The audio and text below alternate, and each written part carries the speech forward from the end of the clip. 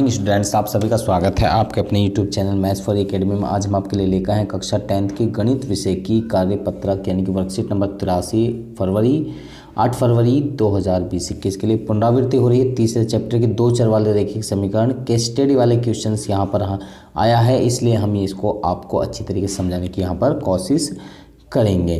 तो यहाँ पर आप देख सकते हैं, सबसे पहले जो यहाँ पर लिखा हुआ है इसको अच्छी तरीके से ध्यान से पढ़ लीजिए। रिया ने 80 रुपये में 3 कॉपियाँ और 2 पेन खरीदे। तो यहाँ पर 3 कॉपियाँ और 2 पेन मीन्स यानी कि आपका जो क्वेश्चन बनेगा वो यहीं से बन रहा है। उसके दोस्त सुनील ने कहा कि हर कॉपी की कीमत 25 रुपये हो सकती है, तो तभी 3 कॉपी की कीमत 75 रुपये होगी, 2 पेनों की कीमत 5 रुपये होगी, यानी कि 2.5 रुपये, यानी कि 1 पेन की कीमत होगी।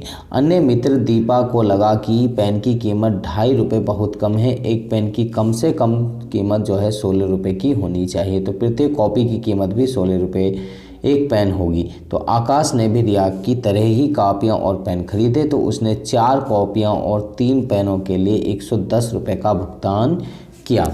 तो इस तरीके से यहाँ पर उन्होंने कॉपियाँ खरीदी हैं। तो अब सबसे पहले यहाँ पर पहला ही क्वेश्चन आ रहा है कि माना एक कॉपी की कीमत x, पेन की कीमत y, तो निम्नलिखित में से कौन सा युग्म दी गई स्थिति को वर्णित करेगा। तो यानी कि पहला समीकरण बनेगा यहाँ से यहाँ तक के लिए, तो यहाँ से यहाँ तक के लिए हमारा ये सूटेबल कर रहा है ये वाला। फिर दूसरा जो यहाँ पर लास्ट में ये है, इससे हमारा समीकरण बनेगा ये वाला 4x जमा के 3y बराबर 110। तो यानी कि जो बी पॉइंट है ये हमारा सेटिस्फाई करता है इसको पूरी तरीके से। तो ये समीकरण हमारे बन जाते हैं 2। आगे यहाँ पर बात करते हैं, ये दूसरा क्वेश्चन है, इस रैखिक समीकरण युग्म के कितने हल होंगे। तो अगर आप इसको m1/a2 b1/b2 के हिसाब से करके देखेंगे तो ये अद्वितीय हल होगा, क्योंकि यहाँ 3/4 और 2/3 होगा, तो 3/4 बराबर नहीं होगा 2/3 के, इसलिए इसका क्या होगा अद्वितीय हल होगा, इंग्लिश में कहें तो यूनिक सॉल्यूशन होगा। आगे यहाँ पर तीसरा, एक कॉपी की सही कीमत क्या होगी। सही कीमत अगर निकालेंगे तो यहाँ पर 2 समीकरण आपके पास में जो हैं इनको आपको हल करना होगा। हल कौन से मेथड से करेंगे, तो यहाँ पर आप 2 मेथड ही यहाँ पर यूज करें, या तो सब्स्टिट्यूशन मेथड यूज करें या फिर आप एलिमिनेशन मेथड यूज करें। तो सबसे बेस्ट कौन सा रहेगा तो हम आपको बता देते हैं। तो यहाँ पर एलिमिनेशन मेथड जो है आपके लिए बेस्ट रहेगा, जिसको विलोपन विधि कहा जाता है, हिंदी में विलोपन विधि कहा जाता है। तो वो वाला आप यूज करेंगे, उससे यूज करने पर आपका यहाँ पर कॉपी की सही कीमत आपकी 20 आ जाएगी, और पेन की कीमत यहाँ पर अगले वाले क्वेश्चन में अगर आप पढ़ेंगे तो एक पेन की सही कीमत क्या होगी, तो वो 10 रुपये होगी। तो आगे यहाँ पर अगला क्वेश्चन जो इसी का है, क्वेश्चन नंबर 5, तो यदि वे ऐसी ही 15 कॉपियाँ और 12 पेन खरीदेंगे तो कुल कीमत क्या होगी। तो उनकी कुल कीमत होगी 420 रुपये, क्योंकि जो आपकी कीमत आ रही है कॉपी की, तो 15 की 20 की गुणा करेंगे, 15 दूनी 300 कितनी हो जाएगी, 300 आपकी हो जाएगी, प्लस में यहाँ 20 की, यहाँ 10 की और 12 की गुणा करेंगे तो 120 वो हो जाएगी, दोनों को ऐड करेंगे तो 420 आपका हो जाएगा। तो इस तरीके से आप इसको इजीली कर सकते हैं। तो मुझे लगता है कि बहुत अच्छा आपको लगा होगा। दूसरा क्वेश्चन है, गीता अपनी चाची के साथ में अपने भाई की शादी के लिए नए कपड़े खरीदने गई।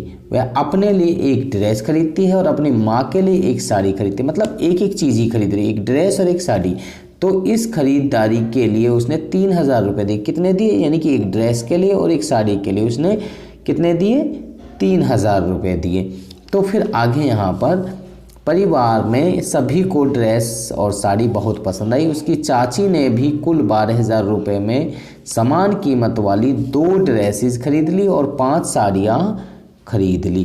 तो यहाँ पर आप देख सकते हैं, तो इनसे आपको क्या बनाना है, समीकरण बनाना है। तो यहाँ पहला क्वेश्चन है, माना एक ड्रेस की कीमत x है, साड़ी की कीमत y है, तो कौन सा रैखिक समीकरण युग्म सही होगा।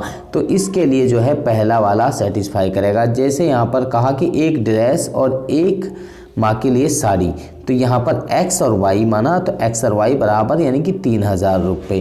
फिर इसके बाद में उसकी चाची ने भी कुल मिलाकर यानी कि 2 साड़ी, 2 ड्रेस और 5 साड़ियाँ, तो 2 ड्रेस यानी कि 2x जमा के 5y, 2x जमा के 5y और फिर कितना 12,000 रुपये। तो ये हमारा इसको सेटिस्फाई करता है पहले समीकरण को। तो इसके लिए कितने हल होंगे, तो इसके लिए भी द्वितीय हल होंगे, यानी कि अद्वितीय हल होंगे, यानी कि हम कह सकते हैं यूनिक सॉल्यूशन होगा। आगे यहाँ तीसरा है रेखिक समीकरण युग्म ज्यामितीय रूप में जिन रेखाओं को प्रदर्शित करेगा वे रेखाएं कैसी होंगी, प्रतिच्छेदी, संपाती, समानांतर, या इनमें से कोई नहीं, तो वो तो प्रतिच्छेदी होंगी। जब आदित्य हल होता है तो वो कौन सी रेखाएं होती हैं, प्रतिच्छेदी रेखाएं होती हैं। आगे यहाँ पर एक ड्रेस की कीमत क्या होगी, तो ड्रेस की कीमत और साड़ी की कीमत निकालने के लिए आपको इसको एलिमिनेशन मेथड यानी कि सब्स्टिट्यूशन मेथड से, एलिमिनेशन मेथड से आपको करना होगा, जिनको विलोपन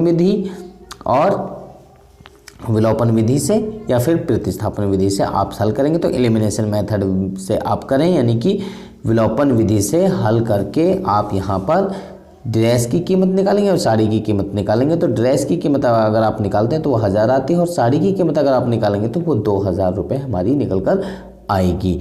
तो कोविड के संदर्भ में उचित व्यवहार संबंधी कैप संदेश। तो कोविड-19 के विरुद्ध लड़ाई में सुरक्षित रहने के लिए मास्क अवश्य पहने, जैसा कि यहाँ पर पिक्चर में भी दर्शाया गया है। तो सभी बच्चे इसका अवश्य ध्यान रखें और अपना ख्याल रखें। तो मुझे लगता है कि सभी बच्चों को ये वर्कशीट समझ में आ गई होगी। अगर आपको समझ में आ गई है तो आप हमारी वीडियो को लाइक करें, शेयर करें, कमेंट करें। इसके साथ में अगर आप अभी तक हमारे चैनल पर नए हैं तो आप हमारे चैनल को सब्सक्राइब करें और इसके साथ में बेल आइकन को जरूर प्रेस करें, ताकि आपको आने वाली हर वर्कशीट की अपडेशन साथ में मिलती रहे। तो आप बच्चे हमारे साथ बन रहे हैं। हमारी नेक्स्ट वीडियो तक आप सब बच्चों को इस वीडियो को देखने के लिए धन्यवाद।